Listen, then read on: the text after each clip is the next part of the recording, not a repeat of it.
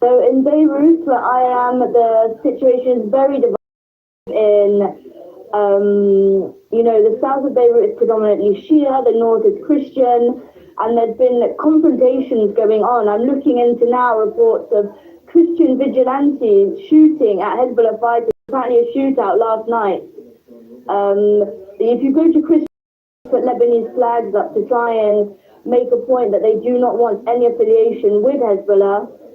And to protect their own, people are scared, if hosting displays, whether they're Hezbollah or not, presents a risk for them, their neighbours, their families. So there's a lot of tension and division right now.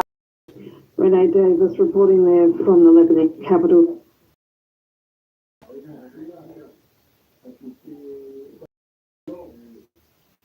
Tomahawks are used by others, as you know. Numerous other nations have tomahawks. They buy them from us. But I will certainly, whatever the report shows, I'm willing to live with that report. Well, the Iranian day, killing many more innocents the second time around. Analysts suggest that that's due to an assessment failure stemming from Pentagon cutbacks. Former US intelligence officer Scott Ritter backs that view and laid out his stance on the latest episode of the Sanctions effect. These fake Iranians are out there dancing, celebrating the death of Ali Khamenei, and ignoring the fact that the United States, on the opening day of the war, fired 4 cruise missiles into a facility that was evacuated by the Revolutionary Guard Command long before the conflict. One of these missiles struck a school. The 4th missile, 3 missiles, 2 missiles struck empty warehouses, 1 struck a school. The 4th missile was loitering over the site, collecting data, sending it back for battle damage assessment. The 2 warehouses were empty, no secondary explosions. But the 3rd site that they struck, they noticed an accumulation of human beings, people running to the site. And so they ordered the 4th missile to strike. The 4th missile went up, came down, and hit. The missile is designed to penetrate with combustion capability, but there's an additional factor to this missile. Our brilliant weapons designers have concluded that the excess fuel in a Tomahawk missile at the moment of impact can actually be weaponized into a thermobaric weapon, a fuel-air explosive. And so they hit.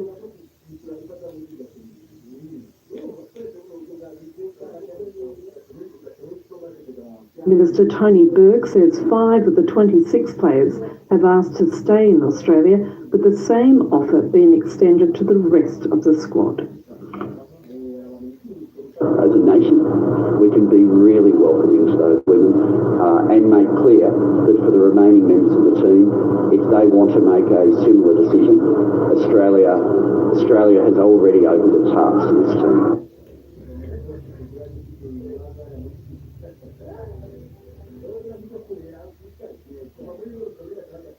Civilian mitigation team to go over each target to make sure that we weren't striking the wrong targets. He called that woke. He called that ineffective. He wanted to be the most lethal fighting force in the world.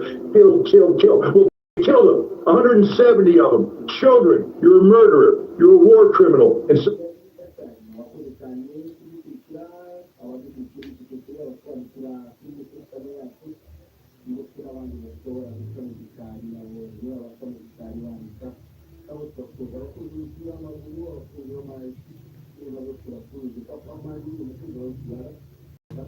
the narrow Strait of Hormuz being closed and could open the door to Russian imports resuming.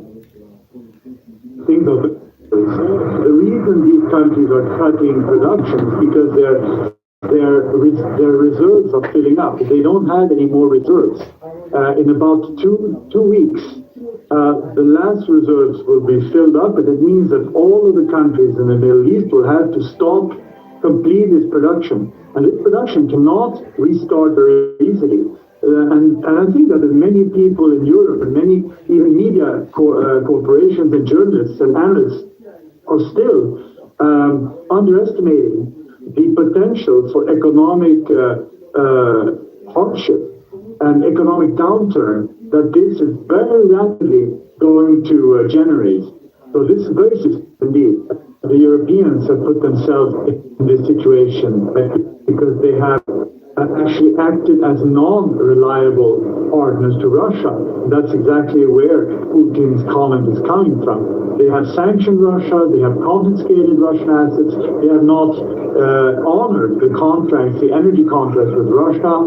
So obviously, this puts, of course, Russia in a nice position now in a sort of way, but Russia is not denying energy to Europe, energy that now Europe needs more than ever. Russia is simply saying, start behaving in a reliable way, and then we can reconsider. So we will see whether the Europeans will do that, but the political pressure to resist this rapprochement with Russia is still very strong. So European leaders have shown in the past that they have been willing to put their ideological interests ahead of their population. So maybe this can still happen in this case. Increasingly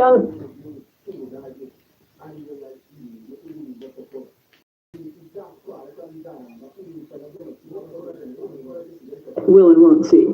I just thought it was really, she told a group of us, a small, and in the 1980s it was sort of humor that feminists shared among themselves.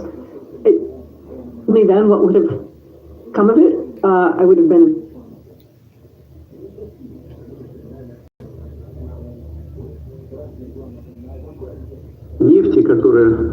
Oil production, which is tied to the use of the strait, runs the risk of completely stopping next month. As a result, global oil prices are rising, and we can see it perfectly well. They have gained more than 30% in the last week alone. A similar situation is developing globally on the gas market. Supplies of liquefied natural gas from the Middle East have declined sharply. As a result, global gas prices are also rising. Russia is and has always been a reliable supplier of energy resources. We will certainly continue to supply oil and gas to those countries that are themselves reliable counterparts. I am referring not only to our partners in the Asia-Pacific region, but also in Eastern European countries such as Slovakia and Hungary. I have been informed here that we are increasing supplies to our reliable partners. If European companies, European buyers, suddenly decide to reorient themselves and provide us with long-term, sustainable, collaborative, devoid of political conjuncture, free from political conjuncture, then they are welcome, because we have never refused this. We are ready to work with the Europeans as well, but we need some signals from them.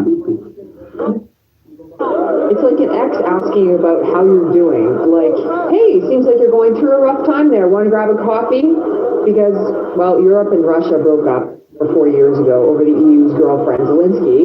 Not in Europe's economic interest to stop doing business with Russia, particularly for critical resources, but it's backed itself into the position of needing to keep fighting with Russia in order to appease its girlfriend Zelensky and the public opinion that they've rallied against their very own long-term interests. And also, they did it to appease their daddy, Uncle Sam, who now, under Trump, thinks that they're total idiots for backing a war on themselves. So Russia's putting it out there that, hey, they're up for maybe working things out, since all have one thing in common. They're caught up in the global impact of this war by the U.S. and Israel on Iran, and fuel prices in Europe are already going up as a result of the oil-producing Middle East going up in flames. Yeah, they're floating the idea of digging into strategic reserves to offset the cost, but that attempt to keep the party going risks coming to a very abrupt end after, about 90 days at most, when the eggs are all dry and everyone's forced to sober up again. On top of all that, you have Zelensky with his foot on the hose of the only gas supply that the EU has yet to cut off from Russia, straight up admitting that he really doesn't want to let up. Just not feeling it. And the EU's probably going to have to bribe him like a toddler that a parent has to pay not to have a tantrum in the junk food aisle at the supermarket. So landlocked Hungary and Slovakia are the big beneficiaries of that Russian fuel. And Brussels cut everyone else off, so they've had to play footsie with Russia on the down low and have their Russian fuel go on a worldwide tour to launch itself before coming back into Europe at a way higher price. Anyway, the Hungarian Prime Minister, amid a heated re-election campaign in which his chief opponent also happens to agree with getting the Russian gas flowing to Hungary, is saying, hey, Eurobozos, maybe now's as good a time as any to drop the whole charade. Ukrainian oil blockade and the Middle East war, the price of crude oil has exploded in Hungary as well. In this situation, the Ukrainian oil blockade introduced by Zelensky poses the most serious threat possible, not only to Hungary and Slovakia, but to the entire European Union. To avert this danger, we must review and suspend all sanctions imposed on Russian energy. I initiated this process today in a letter to Commission President Ursula von der Leyen. Keep in mind,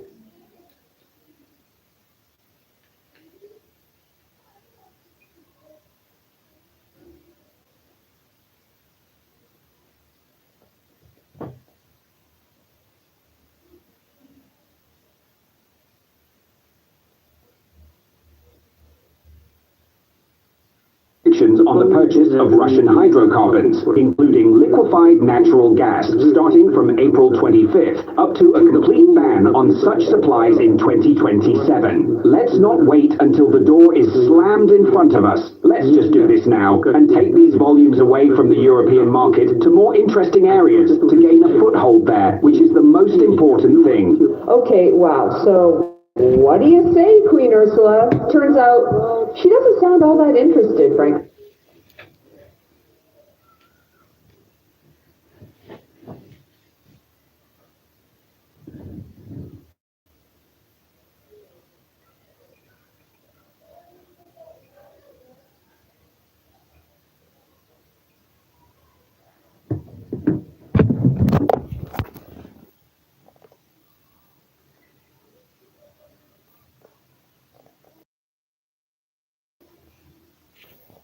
United States President Donald Trump has said that Iran possesses more missiles than initially believed and was preparing to retaliate.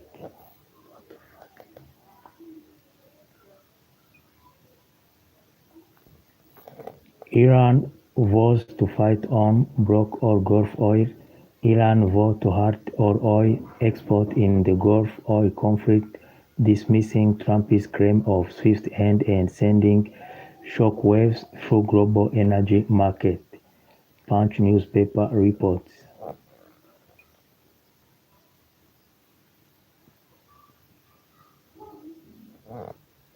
Breaking news: Iran's ballistic missile attack on Tel Aviv.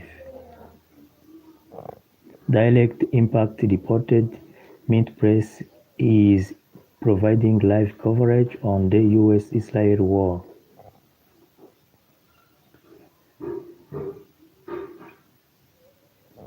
Iran says it has responded with attacks against Israel and some US military positions in the Middle East following recent tension and airstrikes.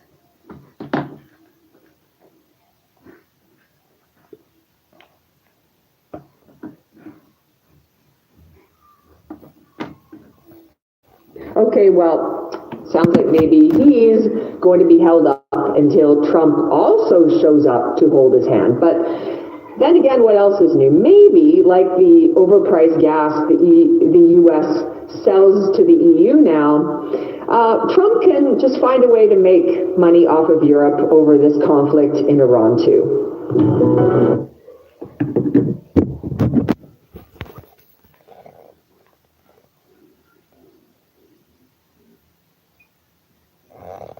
Qatar's residents received a national emergency alert at 2:06 p.m. saying the security threat level is elevated.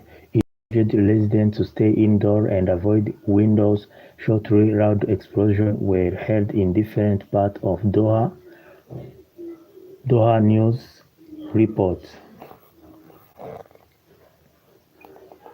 Iran's government spokesperson Fatem Maharajani said on Tuesday, any mediation must be in conditions where there is not only ceasefire but also complete halt to attack and assurance that this will not happen again.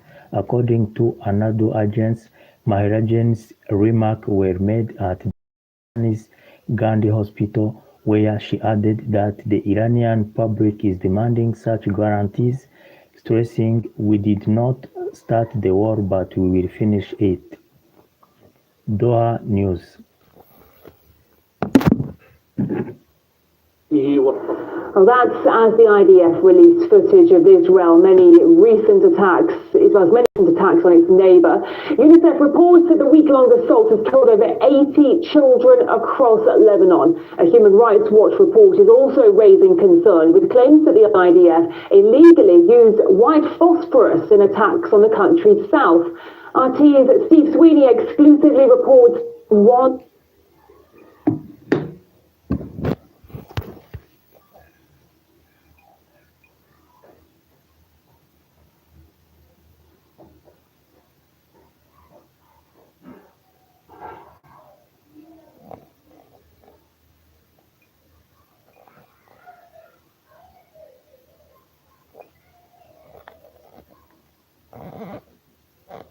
Trending now, Trump says Iran war could end very soon. RGS dismisses claim saying Iran died. Doha News. Heavy thunderstorms are forecast across most areas of Qatar today, with thundery rain alongside strong winds and large sea. Doha News.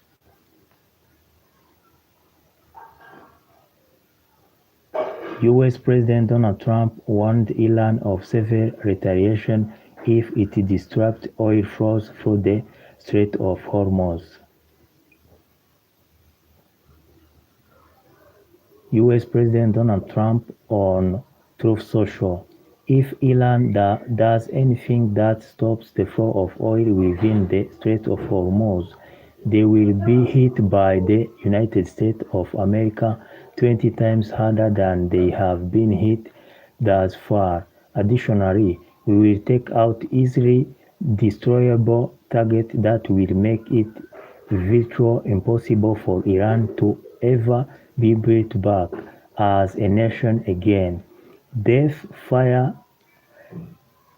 and fury will rain upon them, but I hope and pray that it does not happen. This is a gift from the United States of America to China and all those nations that heavily uses Hormuz Strait. Hopefully it is a gesture that will be greatly appreciated." US President Donald Trump on Truth Social.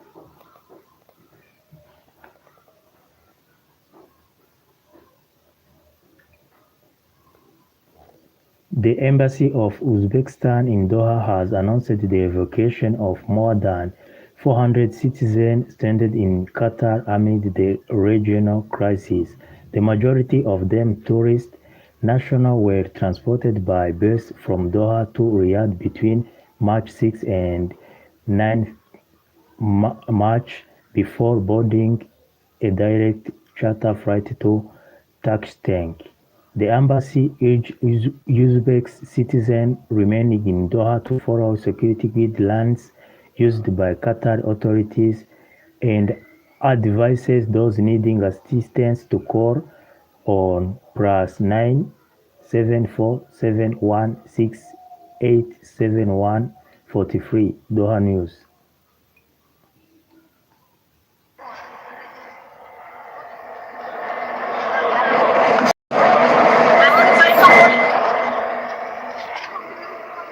Here I can see Uzbekistan's citizen boarding on bus to be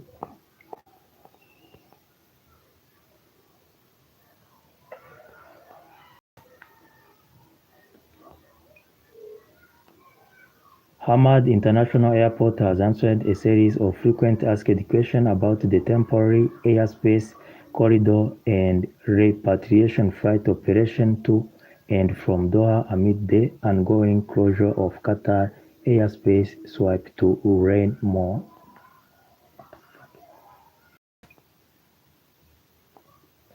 Qatar's Ministry of Interior has warned the public not to respond to suspicious phone calls or messages from individuals falsely claiming to represent Qatar government agency amid Iranian attack on the region. The ministry urged residents not to share password, banker detail, or one-time verification code (OTP) and to avoid clicking on any links including in such message in public notice issued on Tuesday, Doha News.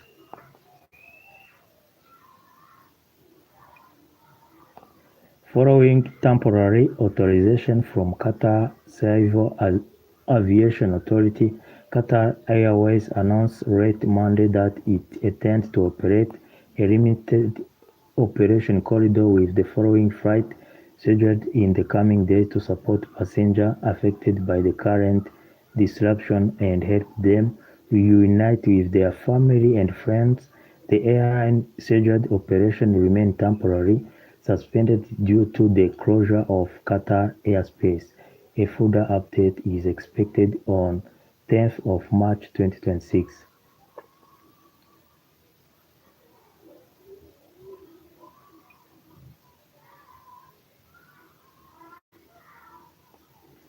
Sheikh Saud bin Abdurrahman bin Hassan Al Thani, Qatar's Deputy Prime Minister and Minister of State for Defense Affairs, held a phone call on Monday evening with Yasser Gurey, Minister of National Defense of Turkey. The two sides reviewed the latest regional development and security update and discussed aspects of joint cooperation and coordination in light of current circumstances. Doha News.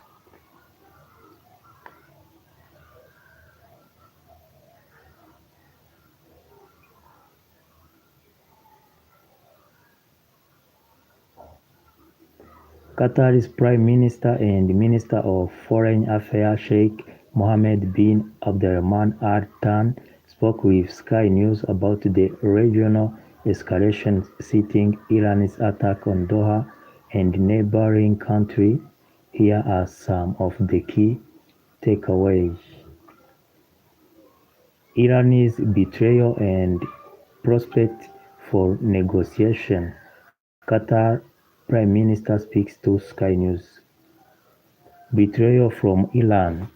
It is a big sense of betrayal, and this is the second time. It has been something really that has been pre-planned. Once the war started, just maybe 1 hour after start of the war, Qatar and other Gulf countries were being attacked right away. Sheikh Mohammed bin Abdurrahman Al Thani, Qatar's Prime Minister and Ministry of Foreign Affairs.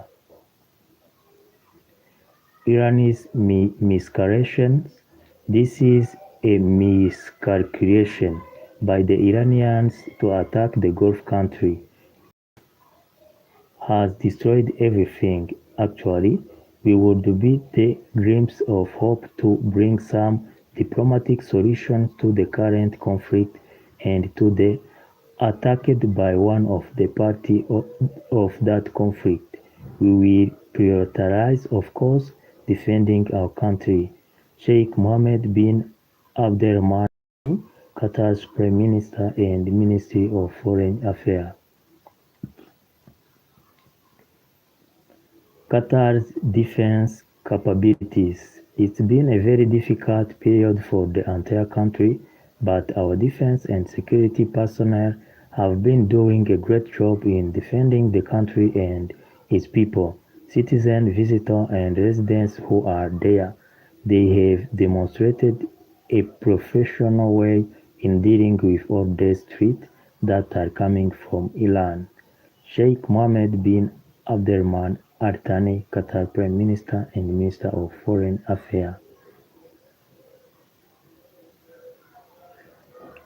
Iranian President's U-turn on and promise not to attack. When all of us watched the statement by the President Masoud Pezeshkian, everyone was hopeful. Right after he made his statement, we had an attack like 10 minutes later, and I was thinking that this might take some time in order to ensure that everyone had the instruction to halt this attack. We would like to see what the president said in action. Sheikh Mohammed bin Abdurrahman Al Thani, Qatar's Prime Minister and Minister of Foreign Affairs.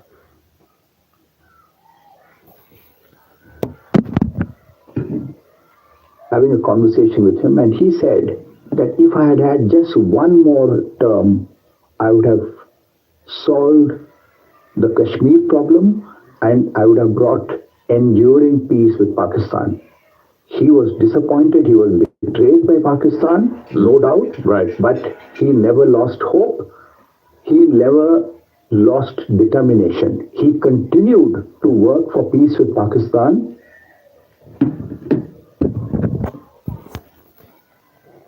Iran's Deputy Foreign Minister Majid Takht Ravanchi said the country's first condition for ceasefire is the cessation of further aggression. He added that several countries have contacted Tehran regarding efforts to stop the fighting, noting that China, Russia, and France are among those that have reached out about a potential ceasefire. Doha News.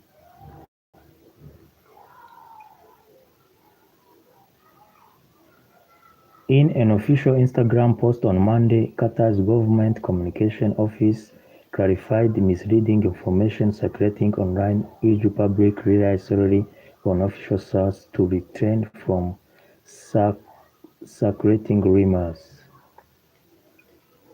In a phone interview with CBS News, US President Donald Trump said the US war with Iran is very complete, pretty much claiming Tehran's naval air communication capability have been largely destroyed. The US military says it has struck more than 3,000 Iranian targets in the first week of operation, according to CBS News. Commercial shipping through the Strait of Hormuz has come to a near standstill amid the war. The price of Brent crude, the international oil benchmark, briefly surged to 119.50 US dollar per barrel on this Monday.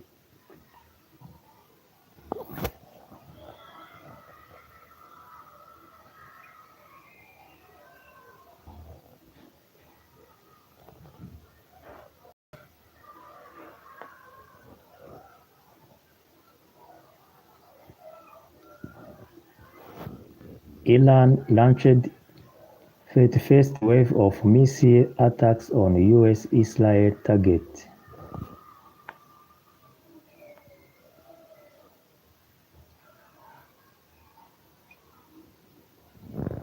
Qatar's Ministry of Defense said the country's armed force intercepted a missile attack targeting Qatar. The announcement came minutes after loud explosions were heard in Doha at around 2 p.m. .6 as residents received security alerts urging them to stay indoors. Mojtaba Khamenei, reportedly selected as Iran's new supreme leader in succession move described as his father on with deeper security ties. Fox News.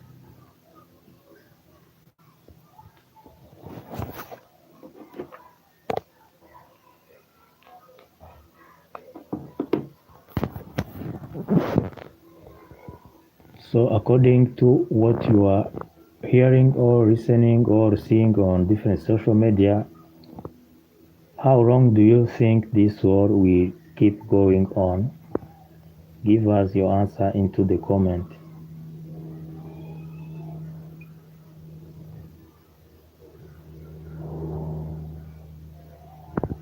A federal judge restricted federal agents from using chemical munition at protests at the ICE building in Portland unless there is imminent threat. Fox News.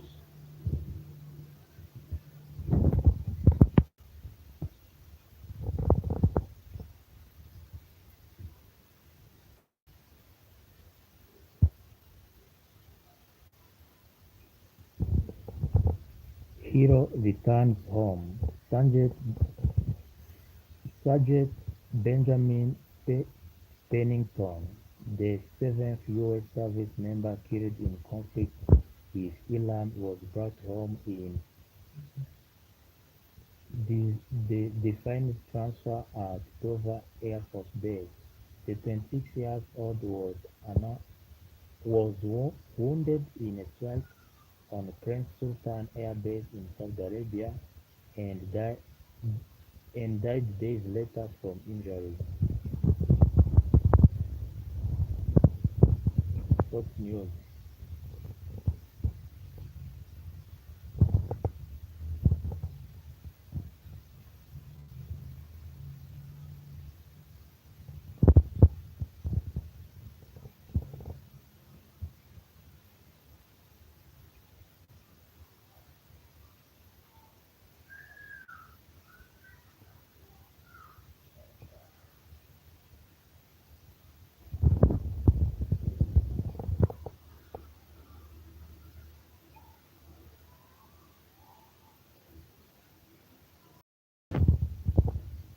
President Donald Trump's new tweet.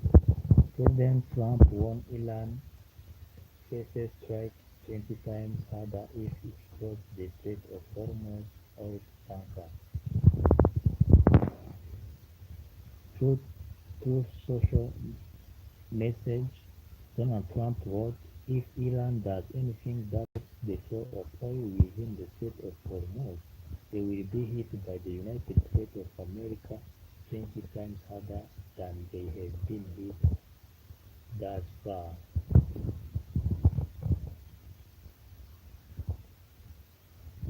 Transparency tension. President Donald Trump rejected former President Joe Biden's assertion of executive privilege over a tranche of documents requested by the Senate as a part of various probes in the post-6 president determining it is not the best interest of the United States.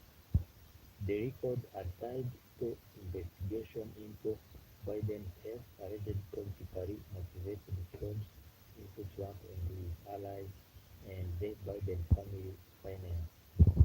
Fox News. 5 members of women's football team given humanitarian visa. As a nation, we can be really welcoming to those women and make clear that for the remaining members of the team, if they want to make a similar decision, Australia has already opened its hearts to this team. And those are the stories that we're covering for you here on France 20. That was the Australia Prime Minister. The Australia country gave 5 visa for 5 members of Iranian women football team to stay in Australia, and the Prime Minister continued saying that if other members of the team want to stay in Australia, they will also be given visa.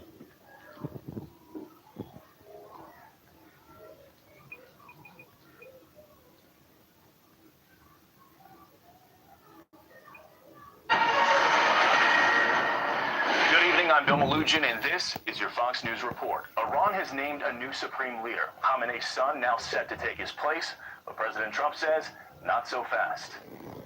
Now nobody has any idea who the people are that are going to be the head of the country and will not relent until the enemy is totally and decisively defeated. Here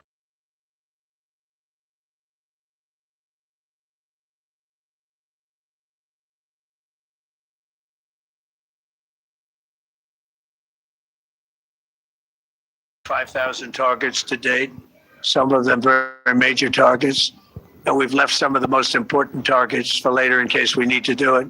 If we hit them, it's going to take many years for them to be rebuilt. having to do with electricity production and many other things. So we're not looking to do that if we don't have to.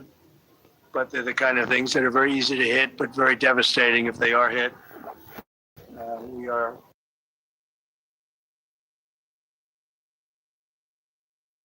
the regime and its terror proxies have launched attacks on hundreds of commercial vessels. We're putting an end to all of this threat once and for all, and the result will be lower oil prices, oil and gas prices for American families. We've done that. We've done it. We brought it very low. This was just an excursion into something that had to be done.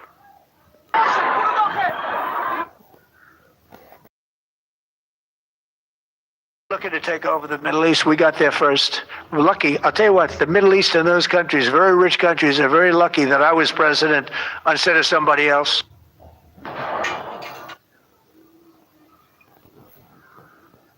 You have to take him out. Does he have a target on his back? You mean the new supreme leader? You mean the son? How can there be an Iran? Well, I don't want to say that, but you know, I was disappointed because we think it's going to lead to just more of the same problem for the country. So I was disappointed to see their choice.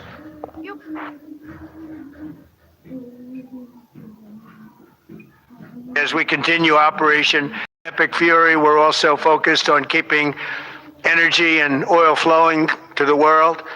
And I will not allow a terrorist regime to hold the world hostage and attempt to stop the globe's oil supply. And if Iran does anything to do that, they'll get hit at a much, much harder level. I will take out those targets that were easy and that I mentioned just before. We'll take them out so quickly, they'll never be able to recover, ever. If they want to play that game, they better not play that game. In the long run, oil supplies will be dramatically more secure without the threat of Iranian ships, drones, missiles, nuclear menace. Even after we obliterated their key nuclear sites in Operation Midnight Hammer, they never negotiated in good faith. They still continued to say, we want to build nuclear, we want enrichment at levels that were unacceptable. And they even turned down an offer for unlimited free nuclear fuel forever for civilian purposes. We had people offering them free nuclear fuel. They weren't interested in that because they wanted to build a nuclear weapon.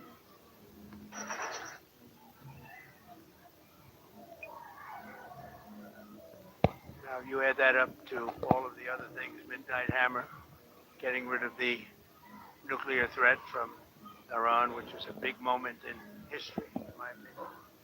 And, the world respects us right now more than they have ever respected us before. And because of Republicans, you people in Congress, the United States has by far the strongest and most powerful military on the face of the earth. We're the strongest military anywhere on the earth, and now everybody understands it.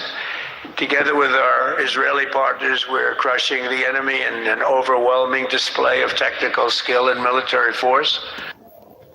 Now let me address the brave people of Iran. You are not our enemies. This operation is not directed at you. It is directed at a regime that has silenced you, imprisoned you, and invested in missiles and uranium while your economy...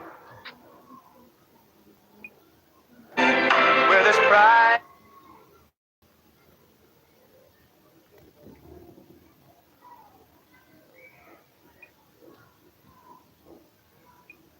Qayyumi said in recorded post-arrest statements that he had watched ISIS propaganda on his phone and that his actions that day were partly inspired by ISIS. The complaint also details statements made by Amir Balat after his